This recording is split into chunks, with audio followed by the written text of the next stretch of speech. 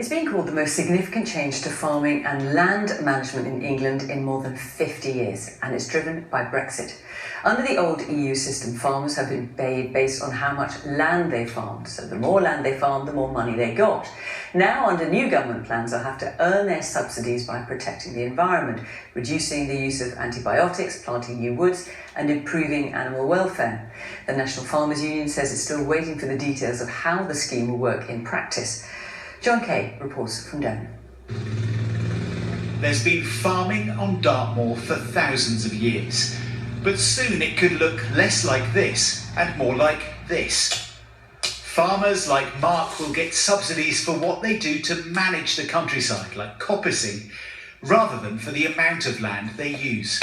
And it makes sense in terms of where land isn't particularly productive on a farming point of view. But actually, why not leave it for nature? Let it wild up a bit, get a bit scrubby and untidy. Nature doesn't like things tidy. So just leaving it a bit rough and ready will bring in wildlife.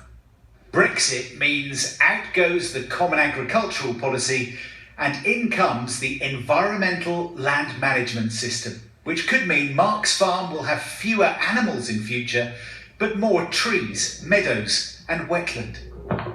Take this pond Mark has created on his farm to hold water, to reduce flooding and to encourage local wildlife. Now, under the EU scheme, Mark would have lost money because he can't farm this bit anymore.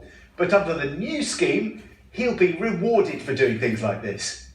There will be incentives for farming sustainably, grants to help space for nature, and grants as well to help farmers buy new equipment.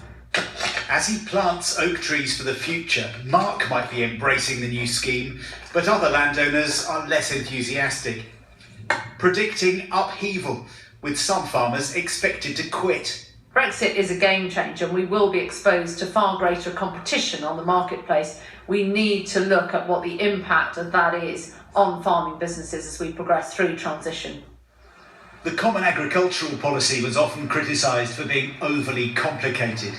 But with just a few weeks to go back on Dartmoor, Mark still has lots of questions about how the new scheme will work.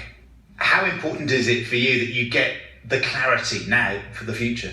It's important so we can plan what we're doing over the next decade, because these changes will take time. Nothing happens on land very quickly. It's not clear yet how these changes will affect the public. At the moment, just over half the food we buy in the UK is homegrown. Will there be an impact on prices? And will the other nations follow England's scheme? This is just the start of our new future. John Kay, BBC News, Devon.